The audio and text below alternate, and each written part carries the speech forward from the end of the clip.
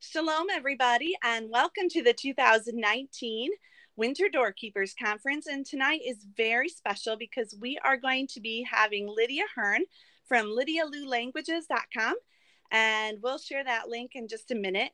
And she is going to tell you a little bit about what she's doing, and then we are going to take questions afterwards. So I'm having a little bit of technical difficulties tonight, so if you will bear with me, I'm going to put up our Homeschooling Torah logo while I get the video going, okay? So I think I am.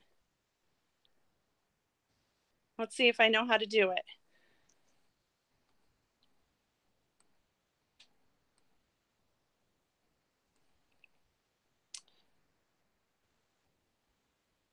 Well, do I?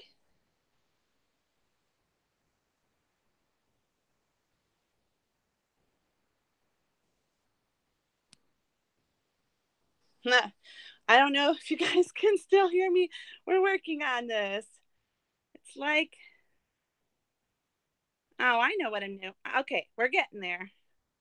Now I'm going to share my screen and get the video going.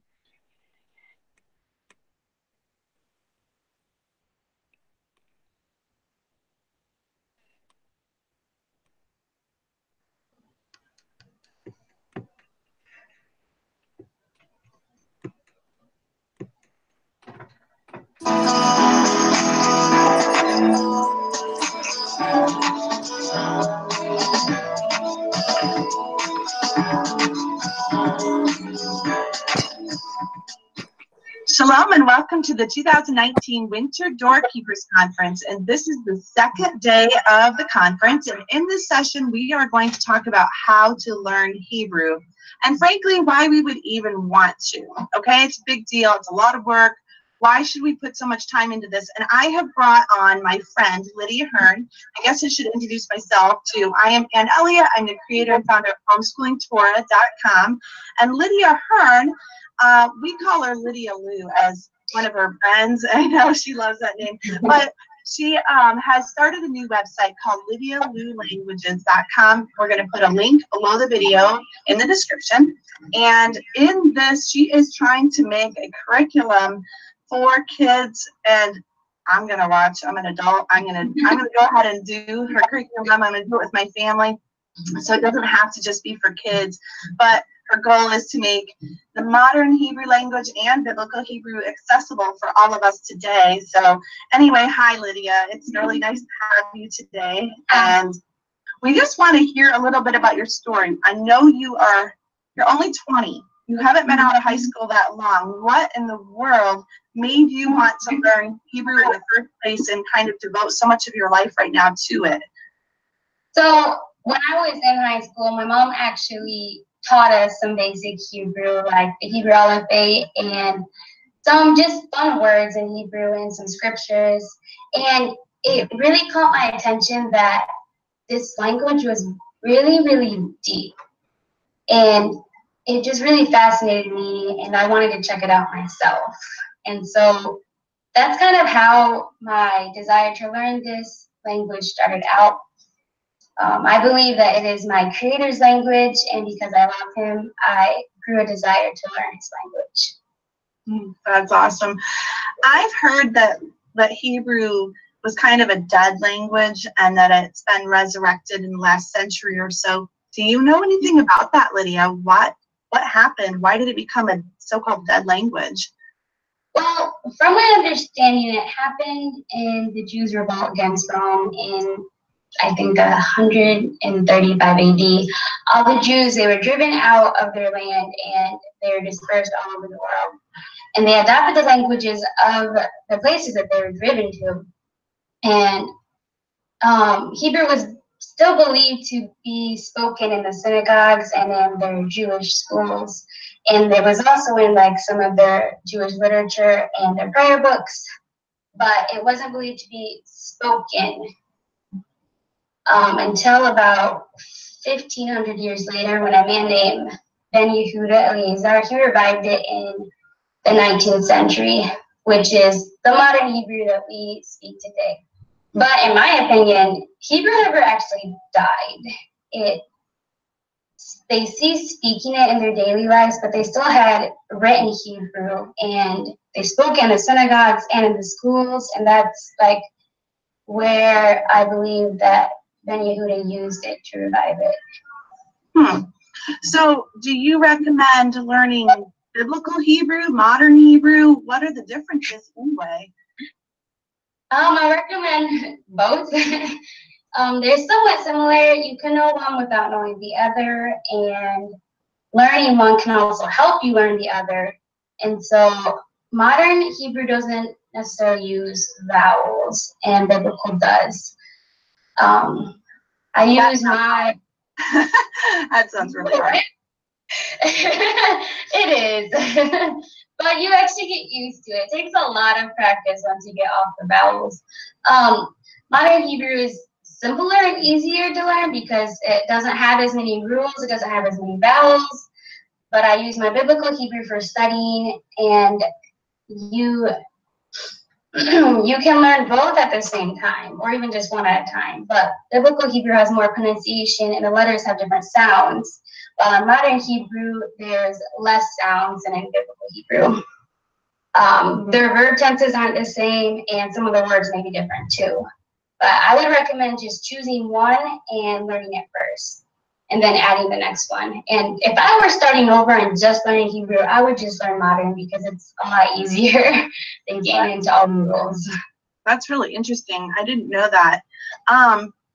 So, I get confused. There are, first of all, Hebrew has a totally different alphabet. They call it the alphabet.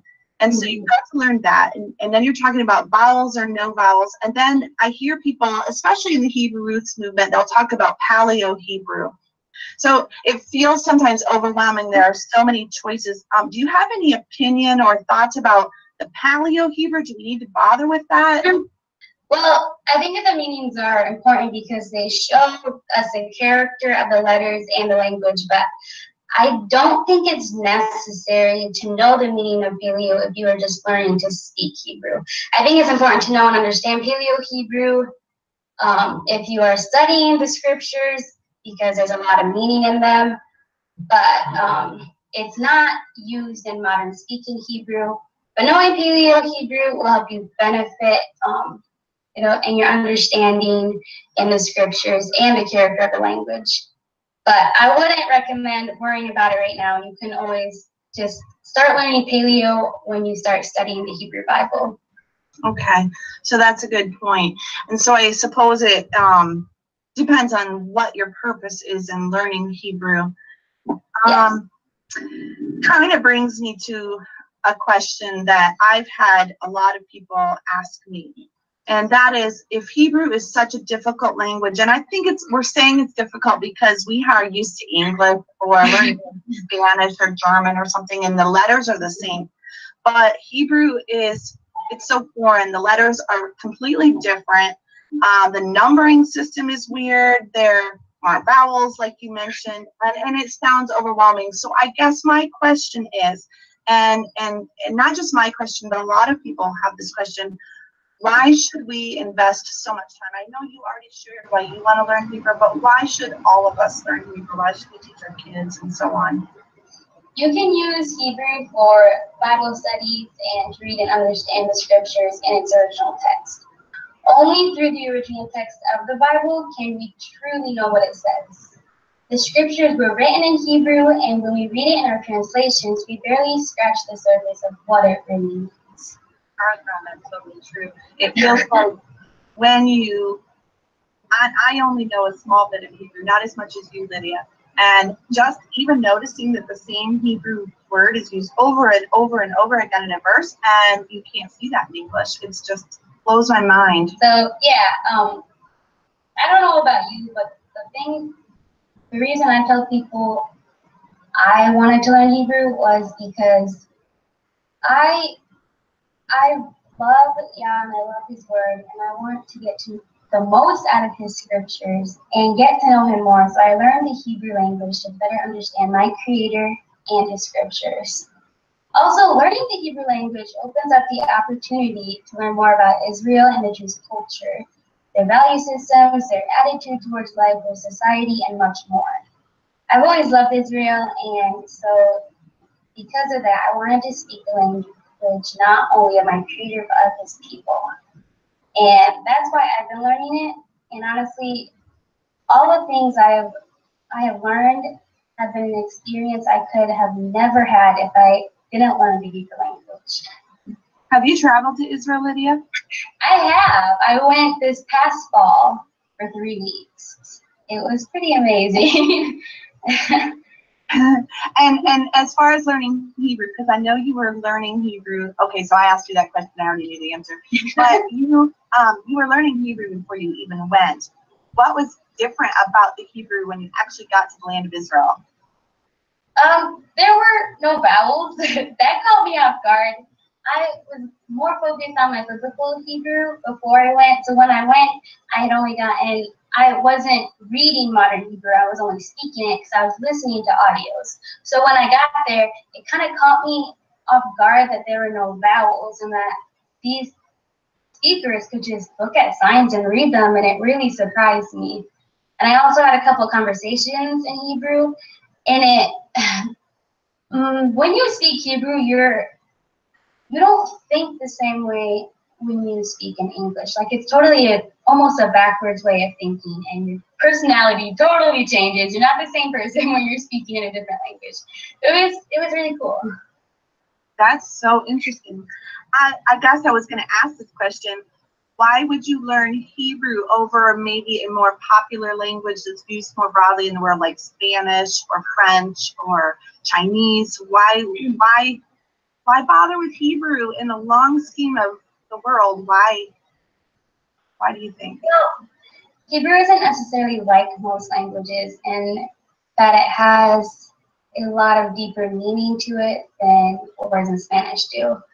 Also, there are reasons why you would want to learn a language, like to learn the culture and to learn the way that people think. It really just depends on why you want to learn it. And I decided to learn Hebrew because I was fascinated by it. I wanted to study the scriptures at a deeper level and gain a better understanding. And because I have plans to travel to Israel again, and I want to communicate with the people there. It's really all about your long-term goal, if that makes sense. It makes good sense. One of my goals is to be ready for the Messiah when he returns. And of course, it says in scripture that he's going to set up his kingdom and that he is going to rule and reign from Jerusalem. And of course, we know that's smack dab in the middle of Israel.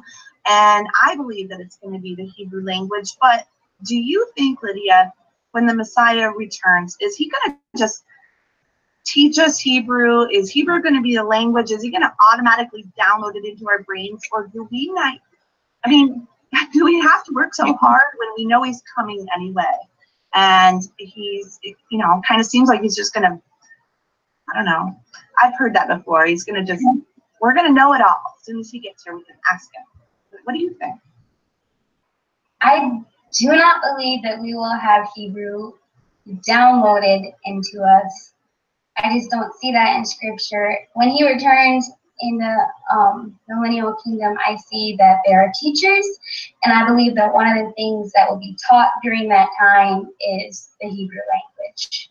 Now, I do believe that the original language that was spoke between Yah and Adam in the garden was Yah's language, which was Hebrew. So I do believe that in eternity, we're going to be speaking all one language. We're going to be speaking Yah's language.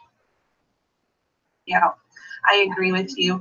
And it's interesting that you said that there will be people that will be teaching it. So, Lydia, you're starting a curriculum company. You're hoping to be in that bunch that could be a teacher. I think you do a really good job. So, all right, Lydia, I'm busy, okay? I don't want this to sound bad, okay? But a lot of the people watching are moms that have, you know, a number of kids. They're homeschooling. Some of them are dads. They have to go to work every day, work full-time jobs. How do you find the time for Hebrew? And do you have any suggestions for someone like me that can commit only a few minutes a day to learning Hebrew? So when I was working a full-time job, what I found was best for me was getting up early and actually dedicating like an hour of Hebrew study in the morning. But if you can't do that, then I suggest using some apps on your phone. I really enjoy Quizlet, which is a flashcard app. It's really fun. They have lots of fun flashcard games on there. And I also use Duolingo, which teaches you modern Hebrew. And they're both very fun and really quick. They can be done in a matter of minutes. I also am in the process of writing a book for those who lack time to study Hebrew language. So it'll be like super, just do this quick lesson, one a day. And I also recommend charts. Charts are really good. I use them too. Just reading through certain Hebrew charts for a few minutes each day, that can be really helpful. And I also recommend flashcards, which is one of my favorite study methods. Just finding some most common Hebrew words, writing them on flashcards, like just a handful of them, and reviewing them every day until you master them, but adding more to your set. And once you become familiar with the pronunciation, I just recommend reading a verse out of Hebrew, out of the Hebrew Bible. And if you don't know what it says, then look it up. Make it like a little study the verse out, pull apart each of the words and find out what they mean. And it really should not take that long. It should take just a few minutes. That's one of the things I do. I look up a verse every day. It's in my normal Bible reading. I just choose one verse that, is interesting to me, and I look up the Hebrew words in it, and then I copy it in Hebrew. I'm a little slower than you. I have honestly 15, 20 minutes to write that out and look them up, but I agree. Making it a priority, getting up early in the morning, that has made a huge difference. And now I look forward to that time. It's kind of like a mix of quiet time with the Father and studying Hebrew. Kill two birds with one stone. It's super encouraging to do it. You mentioned flashcards and copywork. Now, Lydia, you have taught me a lot of Hebrew, and one of the tricks you told me probably a year or more ago is, and you have to make your own flashcards. You can't go and copy flashcards from somebody else. You got to make them with your own hand. Why do you feel that way about flashcards? I believe that the whole writing the word that you're going to be learning, it kind of clicks in your brain different than just reading a word. Like, you have to actually think about your strokes and making it look like the word that you're writing. And then it's just a totally different way of understanding a word. And you copied in English. You copied the entire Torah before you graduated from high school, right? Are you going to do that in Hebrew also? You recommend it? I do recommend it. I will say it's a lot harder than English because the vowels are really different. They're tiny little dots, and then there's like the little accent marks and stuff. It's gonna be a bigger challenge. I'm still in Genesis.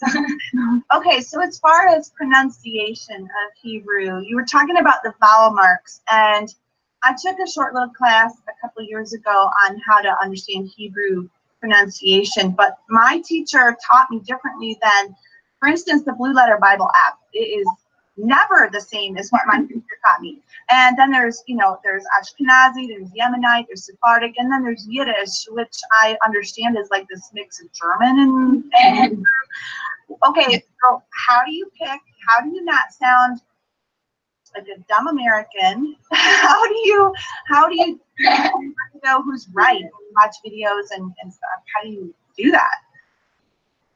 I am teaching and I'm speaking Sephardic Hebrew because that is what I believe modern Hebrew is based on today.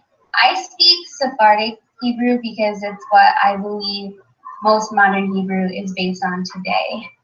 Of course, the language is always changing, just like any other language.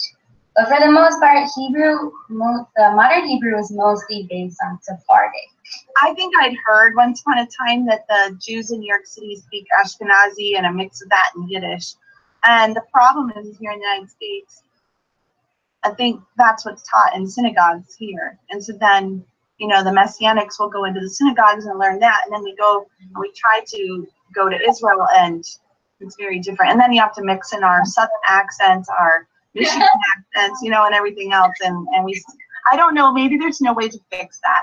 But I guess I like things really black and white and in a neat and tidy thing. And I want firm answers. Although people learning English, they must struggle with the same problem.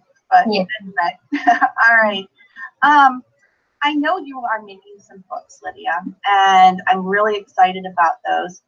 Can you recommend, though, especially for adults and teenagers, any apps or resources? You already mentioned Duolingo, you mentioned Quizlet. Anything else that we can supplement your curriculum with?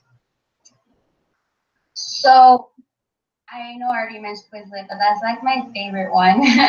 Why do you like it? It's a flashcard one, so you can put in flashcards, or you can search for different flashcards found in a book, and then they put together little games for you to learn. So then it's really a fun way to catch on to it really quickly, because you're learning them really quickly, and when you master them, you move on to a new set. I also like to use the Pimsleur app, but this one is not free, and it's a speaking one, and it's also really intense, even for me sometimes. It's to keep up with the Hebrew speakers in the audio lessons and repeat after them. It can actually be overwhelming, so I wouldn't recommend that one right away if you're just beginning Hebrew, because that's actually what I would call hard Hebrew. Right. It's probably a lot more, as close as we can get to the immersion method here in the United States without traveling to Israel. I have the Pimsleur app, and my brain just wants to explode after about 10, 15 minutes. But I can see it. And if you were to travel over there and stay for an extended amount of time and not surround yourself with English speakers, I'm sure that that is how you would feel. That's a good thing.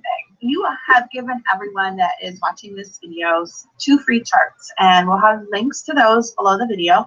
One is a chart of the Hebrew consonants, and one is for the Hebrew vowels.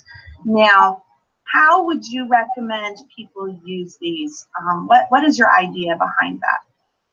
So to get like the most out of these charts, I would recommend sitting down each day just for a few minutes and reading through them.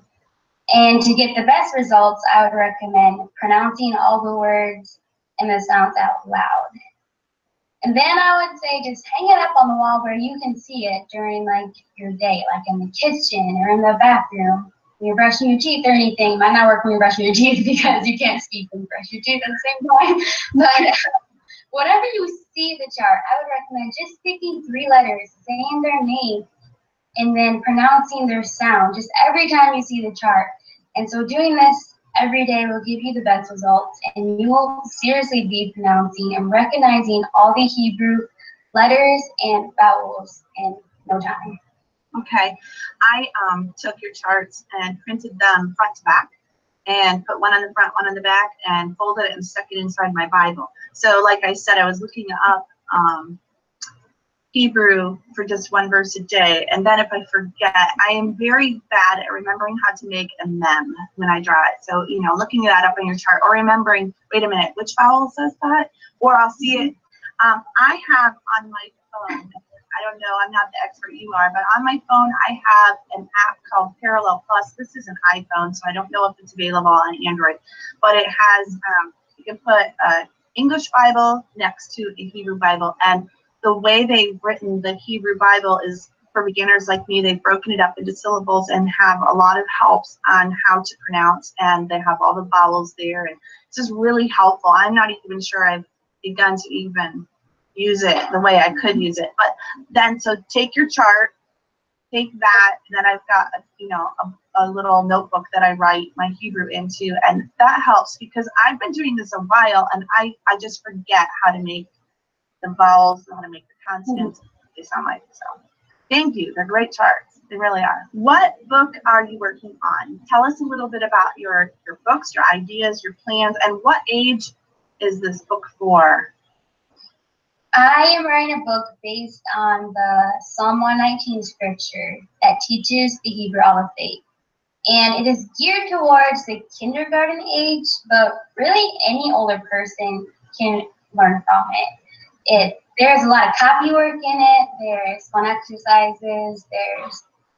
You're just learning Hebrew words. And the goal of this book is to give you a foundation of the Hebrew alphabet and to train your brain to think in a Hebrew way. Okay, what do you mean by that? How do we think the Hebrew way? So Hebrew is actually written and read from right to left. So it feels really backwards when you first start learning it. But I want you to be comfortable in thinking a little backwards because that's how you're going to be writing and reading. And so that's most of the exercises and the writing and reading are going to be written backwards from our English. Okay, that makes sense. I write phonics curriculum for kindergartners in English, of course, not Hebrew. And I used to be so frustrated with my children because when they were, 6 years old and trying to learn all the vowels, I would take the letters and put them as little magnets on a whiteboard, and we'd sit on the floor together and try to sound out those words. And after about 10 minutes, they'd be like, "Mom, I'm so tired. This is homeschool." And they'd lay on the floor and say, "I want to quit." I'd be like, "We've only been doing this for 10 minutes. I counted out 6 words. What's wrong?" And now that I'm an adult and learning Hebrew, I'm telling you what, I'm at a kindergarten level, and 6 words is a lot. It's tiring. And so when you say this is just for kindergarten age, I'm saying to all of the adults out there that this is totally for you because you're the kindergartner. Okay. And Lydia, what are your plans for future projects? What other things are you working on? So the book that I'm planning to write following this alphabet book is going to be a book on the Hebrew vowels based on more scripture. There's always going to be scriptures in my book because I believe that the Bible is the foundation of all of our learning, and so I like to bring in some scriptures too with it.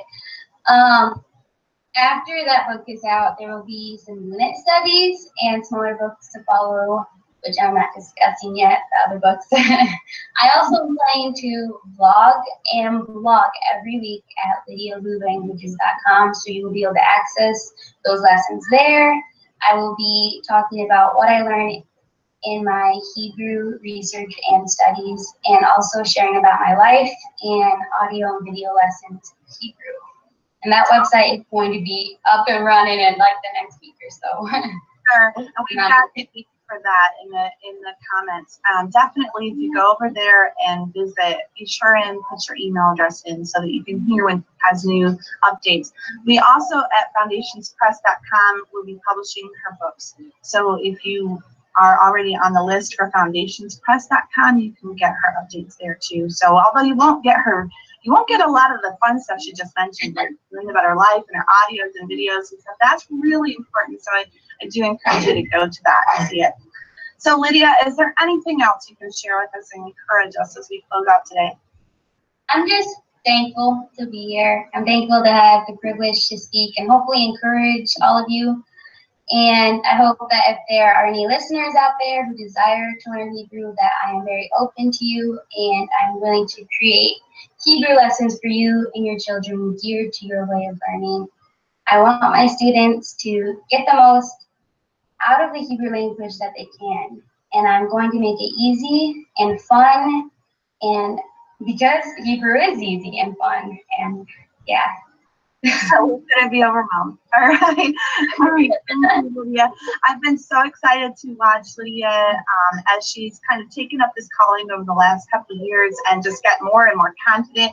I'm telling you what, I've seen how often she studies and how hard she studies, and I am really excited. Plus, Lydia, don't you have 14 siblings? How many of them are younger than you? How many of them are still at school? Do you know? Question off the top of your head. I am the 11, so there's 10. I'm the 4th oldest. And the youngest is almost 2? He's almost 2, yep. So he's not even started school yet. He probably wants to. So you have a lot of kids to try out your curriculum on, and that is blessing. Most curriculum writers would only wish to have that, so that's pretty cool. So, all right, thank you, Lydia. And what we're going to do now is we're going to take some questions. People have been chatting during this, so we'll do that now and see if we can answer any questions that have come up.